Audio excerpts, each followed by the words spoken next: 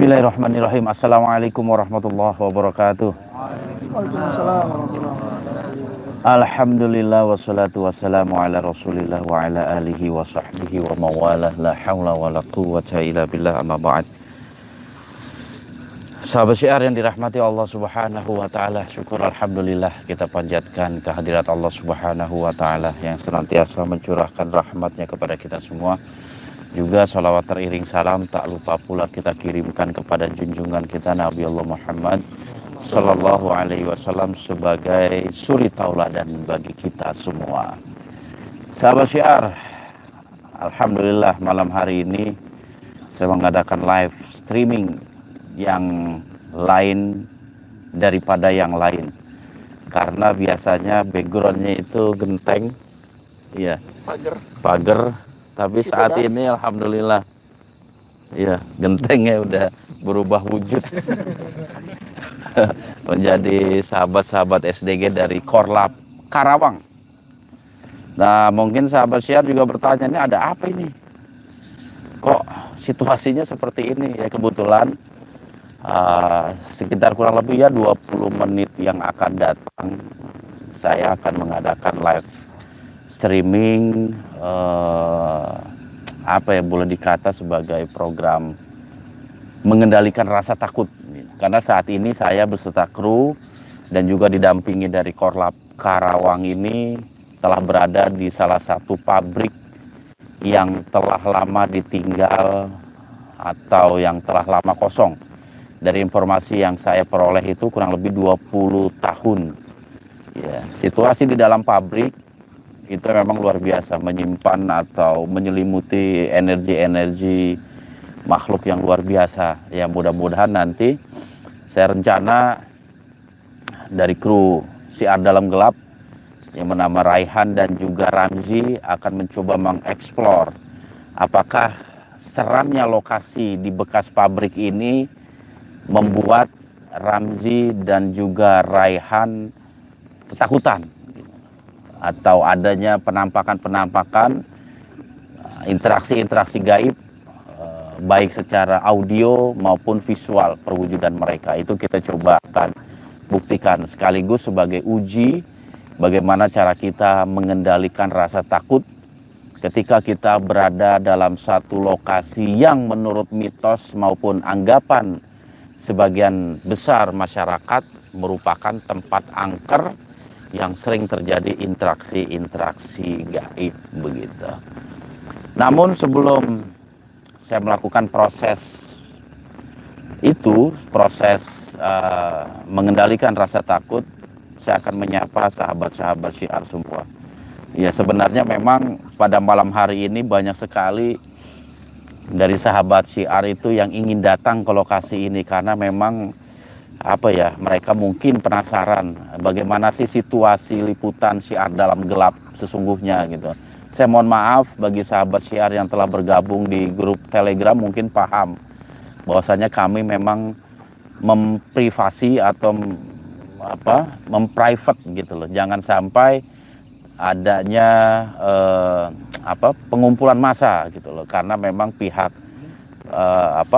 aparat setempat itu nggak mengizinkan ketika adanya pengumpulan massa gitu loh. Tapi mereka mengizinkan kalau memang hanya beberapa kru sajalah yang memang mendukung program ini. Baiklah sahabat syiar yang dirahmati Allah subhanahu wa ta'ala, saya akan menyapa ini, kebetulan sudah ada beberapa sahabat syiar yang nulis di live chat. Dan dalam pertemuan kita malam ini juga kalau ada yang ingin ditanyakan seputar makhluk gaib, silahkan ditanya. Mudah-mudahan saya bisa menjawabnya. Yang pertama ini yang berkomentar Sultan Auliak. Ya, dia pertama kali. Kemudian ada Kang Salman, alhamdulillah hadir katanya. Kemudian ada juga Heri C. Assalamualaikum. Waalaikumsalam. Ada juga Bohai Tea gitu. Alhamdulillah.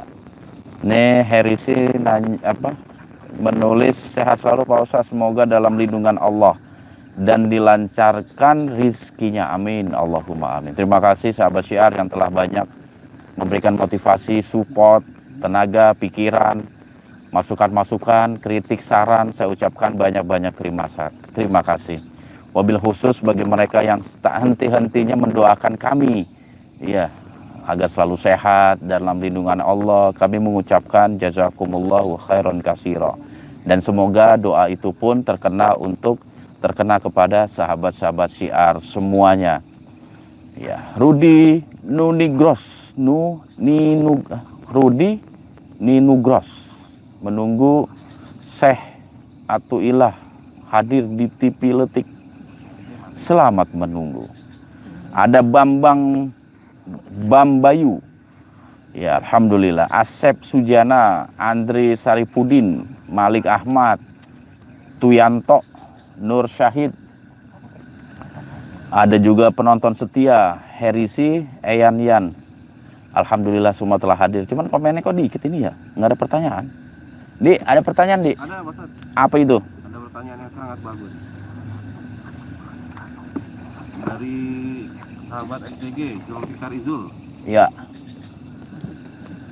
Sebelumnya saya minta maaf, takut salah. Apakah ada hadis atau dalil yang memperbolehkan kita berdakwah kepada jin? Oh gitu. Dan diperbolehkankah kita untuk saling berdampingan dengan jin? Maaf seperti Ki Jarot dan Abah Hakim. Meskipun Abah tidak mau diikuti sama Bodas sama KRJT. KJRT. Pada setiap liputan mereka selalu hadir. Mohon maaf sebelumnya. Oke. Insya Allah kita akan coba kita coba tanya. Yang pertama itu boleh-boleh saja ketika kita berdakwah, karena hakikatnya mereka juga makhluk Allah. Bahkan dalam salah satu hadis Rasulullah Shallallahu Alaihi Wasallam menyebutkan bahwasanya golongan jin yang telah beriman kepada Allah Subhanahu Wa Taala adalah saudara kita. Jadi kalau saling mengingatkan itu nggak masalah, bukan sesuatu yang dilarang, gitu. Tetapi interaksi kita dengan makhluk gaib, seperti contoh misalnya Aki, ini nyebutin Ki Jarot nanti masuk lagi. Udah nyebutin, barusan nyebutin. Boleh nyebut. Sabar. Iya. Aman ya? Sesuai. Itu tentu dalam koridor-koridor tertentu yang memang dibenarkan oleh syar'i.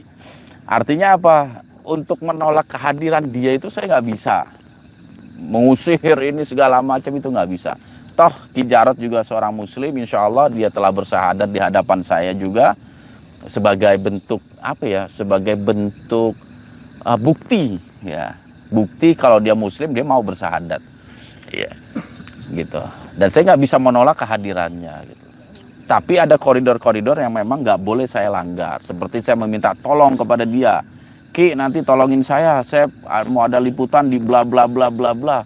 Kalau mereka nyerang saya, Aki bantu ya, begini. Itu nggak ada omongan seperti itu. Jadi itu spontan saja yang dilakukan Ki Jarot ataupun si Bodas, gitu. Karena mereka juga menganggap apa yang mereka lakukan, kita kan sekarang ini sedang berinteraksi dengan makhluk-makhluk gaib. Ki Jarot dan Bodas merupakan makhluk gaib. Mereka ikut andil di dalam liputan saya itu juga dalam berdakwah atau memberikan peringatan kepada bangsanya dia, gitu sebenarnya. Cuman mengikut atau mendompleng kepada tayangan atau liputan-liputan saya, gitu. Jadi insya Allah tidak mengapa, tetapi tetap ada aturan yang nggak boleh kita langgar. Terutama dalam masalah memohon perlindungan kepada selain Allah. Itu yang harus kita jaga. Iya. Begitu Di, kurang lebihnya. Ini sahabat syiar ada yang mau tanya nggak? Atau mau ngopi? Hah? Mau nanya mau ngopi? Jul ini udah ngopi duluan, Jul. Aneh aja belum, Jul. Udah. Mual. Ini udah mulai ini. Enggak. Gara-gara Rizik tadi nyuruh ngomong Ki Jarot. Ente nyuruh enggak? Enggak ya? Perasaan tadi nyuruh enggak ya? Itu diawasin itu. Tapi dia nggak akan belusukan. Maksudnya nggak akan kemana-mana sih. Dia paling kesini. Bukan udah mulai. Udah mulai. Ada yang mau bertanya nggak nih sahabat syiar? Belum ketemu ini. Enggak ya? Udah pada paham semua, alhamdulillah. Ilmunya udah hebat. Nah, ini apa ya? Namanya siapa? Denny, oke Den, gimana Den? Bagaimana cara kita untuk melindungi diri kita agar tidak terkena gangguan dari gaib? Oh iya, iya. Ada doa-doa khususnya nggak Pak Ustadz dari Pak Ustadz? Iya.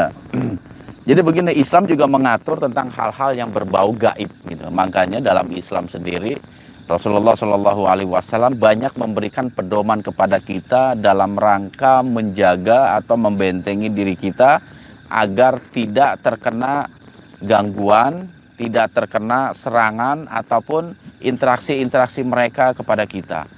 Karena hakikatnya Al-Quran telah mengatakan bahwasanya setan itu merupakan musuh yang nyata bagi kita, bagi seorang yang beriman kepada Allah. Tentu mereka itu musuh akan menghancurkan musuhnya atau seseorang yang dianggap musuh gitu loh.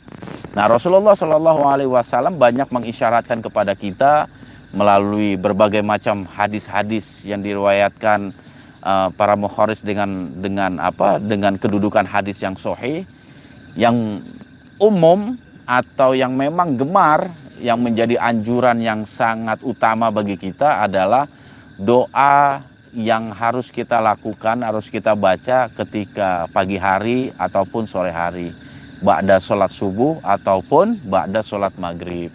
Yang sering saya katakan doanya itu berbunyi Bismillahirrahmanirrahim, la yadurru ma'asmihi syai'un fil ardi wala fis sama wa huwas samiul alim.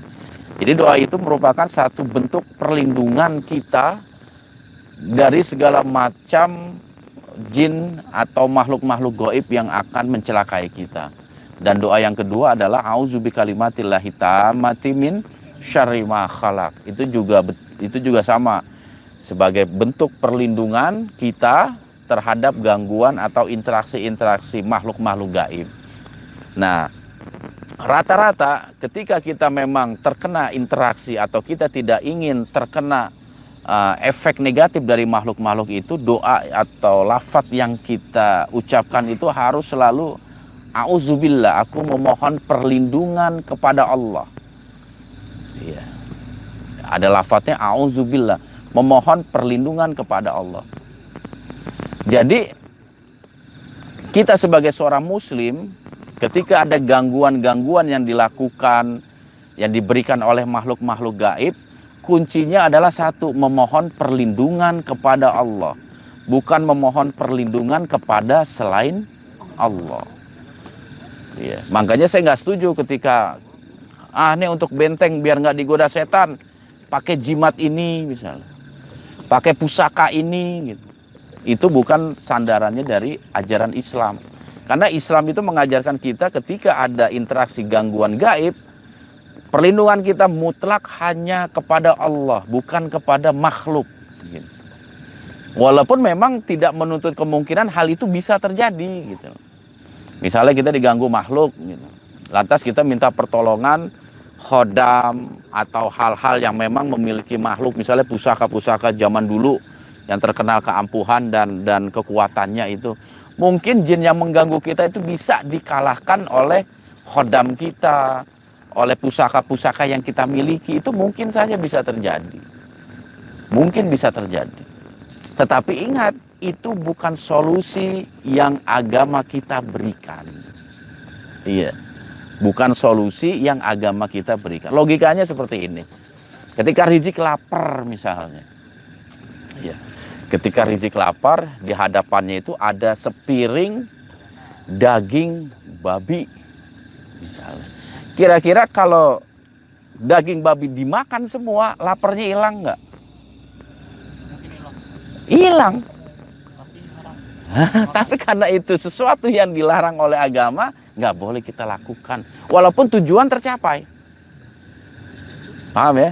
Ente aus nih, ada segelas minuman keras. Minum segelas, hilang nggak ausnya? Hilang. Tapi itu bukan solusi yang agama berikan. Bahkan dilarang oleh agama. Tujuannya mungkin tercapai, haus akan hilang. Tetapi karena caranya tidak dibenarkan atau bukan merupakan tuntunan aturan dari ajaran kita, nggak boleh kita lakukan. Nah, begitu juga dalam masalah gaib. Mungkin gangguan itu akan hilang dengan pusaka kita misalnya. Tujuan tercapai. Tetapi apakah cara itu dibenarkan oleh ajaran kita? Nah, kan gitu.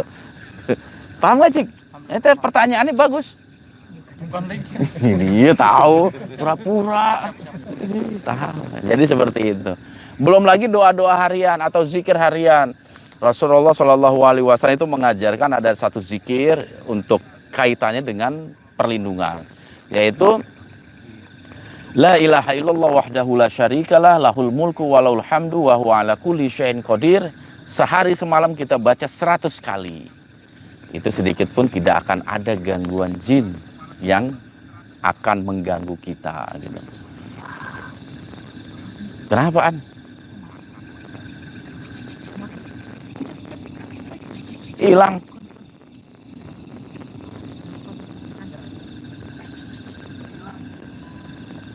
Tes 1 2 3. Tring, ada lagi. Miring. Ada lagi kan?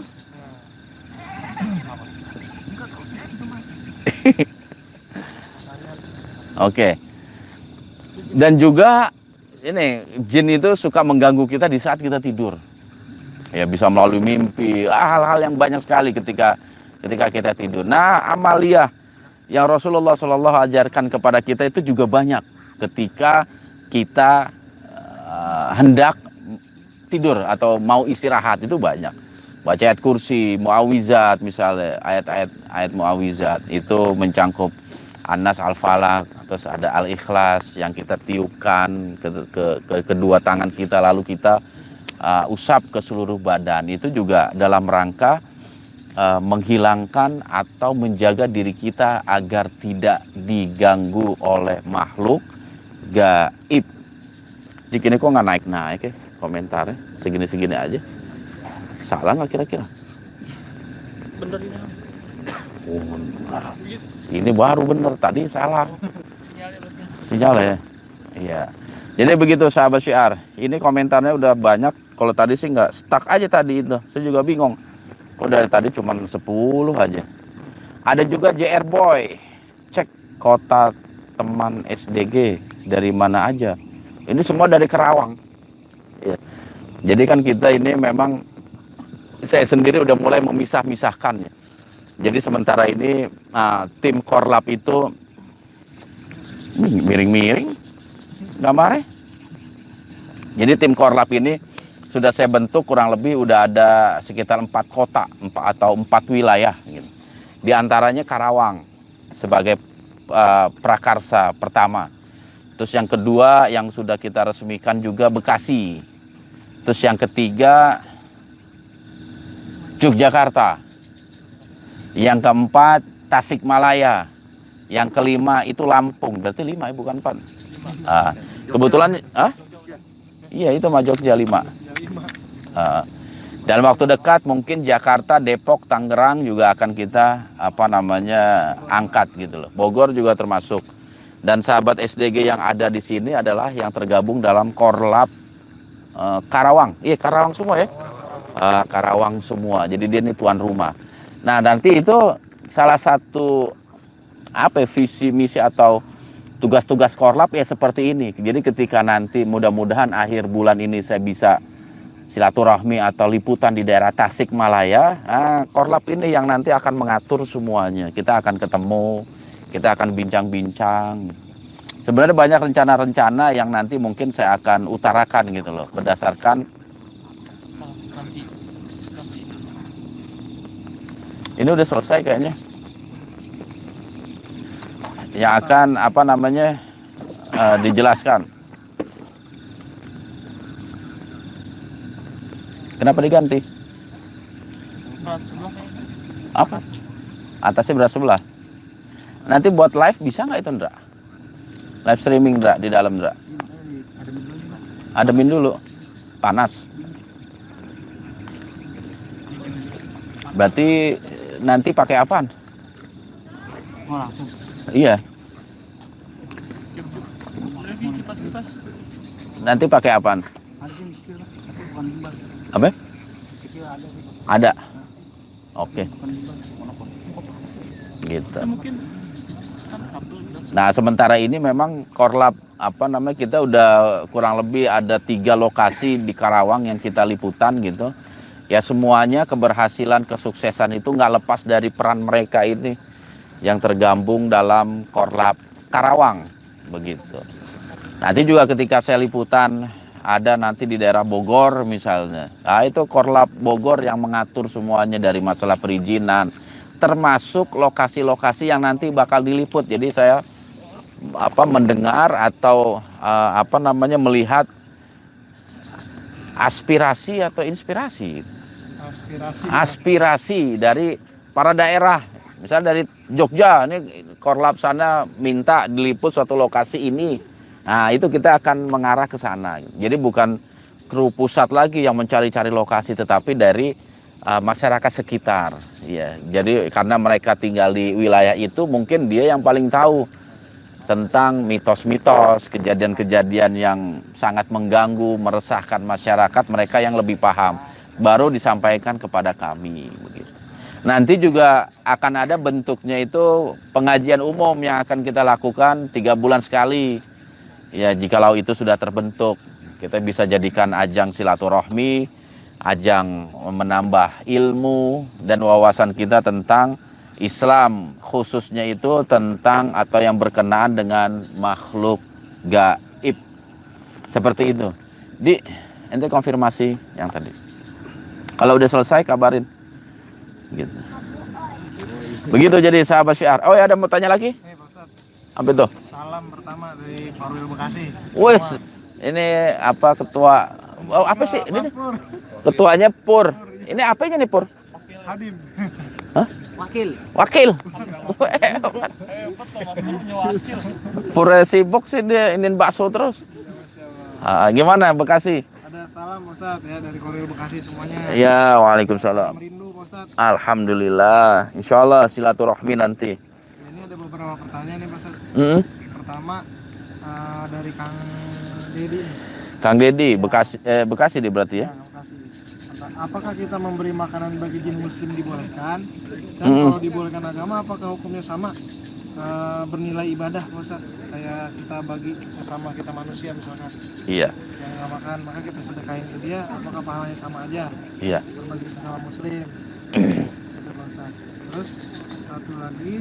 Satu-satu dulu. Iya. Jadi apa hukumnya kita memberi makan kepada jin muslim? Sebenarnya masalah ini masalah yang sensitif ya untuk dijawab. Terutama bagi mereka yang memang belum paham tentang ilmu perjinan. Apa? Perizinan.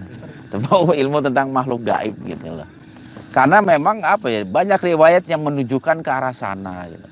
Tapi banyak sekali masyarakat kita yang menyalahgunakan atau salah persepsi tentang hal itu. Ya, makanya masalah itu internal aja nanti dibahas ya, dalam pengajian gitu. Karena banyak sekali syarat-syarat yang harus dipenuhi buat kita sendiri gitu loh. Ya, salah satu contoh itu memang ada sahabat Nabi itu yang memberikan satu makanan kepada makhluk gaib gitu loh. Jadi makhluk gaib itu muncul dalam wujud anjing. Diceritain nggak ya? Takutnya salah paham nanti. Cuman yang jelas kejadian itu ada di masa Nabi. Iya. Kita tahu bahwa sahabat Nabi itu kualitas imannya itu luar biasa, ilmunya itu luar biasa. Mereka nggak ada sedikit pun niat memberikan makan kepada jin dalam rangka ini dan itu, agar ini, agar itu, gitu nggak ada. Jadi ada satu jin yang datang kepada sahabat Nabi itu dan mengatakan, sahabat Nabi ini kaget sampai dinanya, kamu ini jin atau manusia gitu loh. Saya ini jin katanya. Jadi jin itu mewujudkan diri di hadapan sahabat Nabi. Saya ini jin. Apa ada keperluan apa engkau datang kemari? Kata sahabat Nabi. Dia bilang, di alam kami engkau terkenal sebagai seorang yang gemar bersedekah. Oleh sebab itu berikanlah kepadaku beberapa butir kurma sebagai sedekah Anda gitu loh. Lantas kejadian itu diceritakan kepada Rasulullah Shallallahu Alaihi Wasallam. Dan Rasulullah tidak melarang, kamu jangan ngasih makan kepada jin itu. Gitu. Artinya Nabi membenarkan adanya hal itu. Iya. Tapi ingat, ini jangan disalahgunakan sahabat Nabi itu. Kita harus paham dulu tentang karakteristik mereka. Jangan sampai hati kita itu menjadi melenceng. Kalau emang boleh, besok saya kasih lah ada jin. Nggak seperti itu. Kalau nggak diminta pun dia nggak memberi. Gitu loh. Dan banyak lagi hadis-hadis Nabi yang berkenaan dengan makanan jin. Di antaranya tulang yang dibacakan atau yang tulang binatang yang disembelih atas nama Allah itu adalah daging bagi sekelompok jin muslim. Jadi kita boleh itu kalau kita makan ayam dan lain sebagainya, tulangnya itu kita taruh. Karena itu makanan mereka.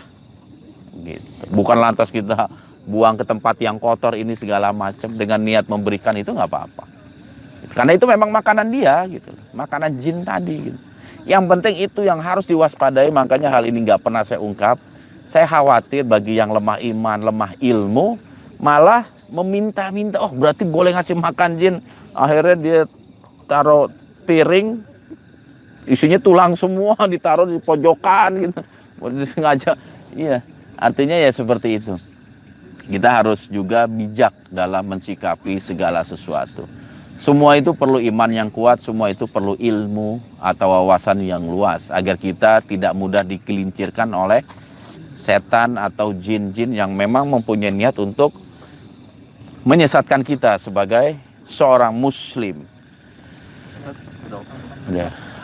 Itu prepare si Rehan dan Ramzi. Kalau udah kita ini, jadi sahabat syiarnya alhamdulillah lokasi sudah steril. Beberapa saat lagi Ramzi dan Rehan itu akan memasuki gedung bekas pabrik. Mereka mencoba untuk mengeksplor ada apa namanya, ada interaksi apa bisa kita saksikan secara live nantinya. Tetapi untuk pengungkapan di lokasi ini mungkin kita lakukan secara offline, ya, tidak secara online. Jadi cukup sampai kita apa namanya melakukan penelusuran di dalam sana. Ya, jadi saya mohon maaf ada tayangan offline-nya yang insya Allah setelah ini saya nyuruh Hendra untuk segera mengedit. Hendra. Jadi habis ini beberapa hari lagi mungkin mudah-mudahan tayangan offline-nya itu tentang pengungkapan lokasi di tempat ini bisa kita saksikan sama-sama. Udah siap belum? Siap.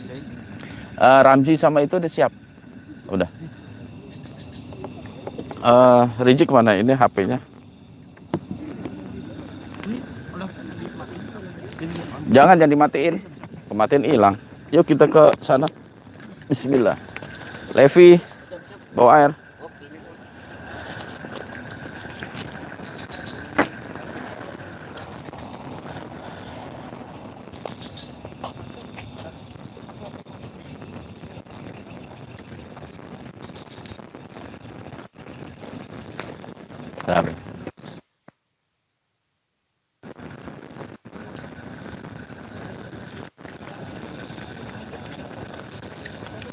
Siap.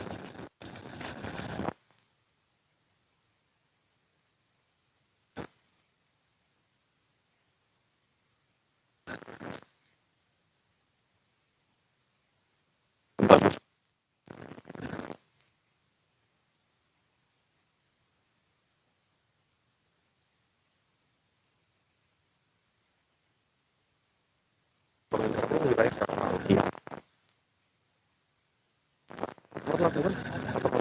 Enggak, Korlantas.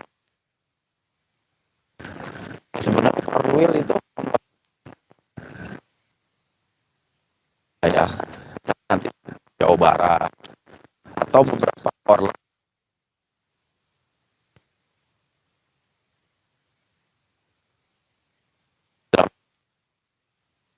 Satu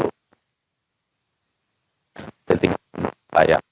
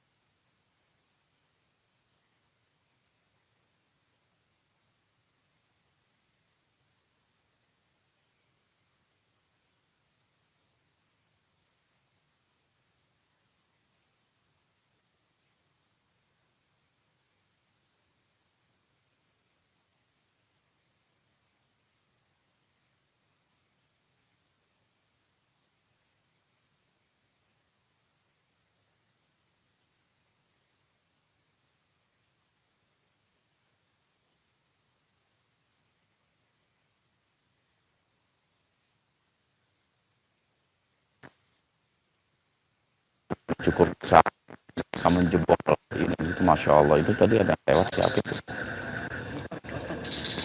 Hah? Kenapa? Dipakai sama siapa? Si Rian. Rehan. Itu obrolan tadi.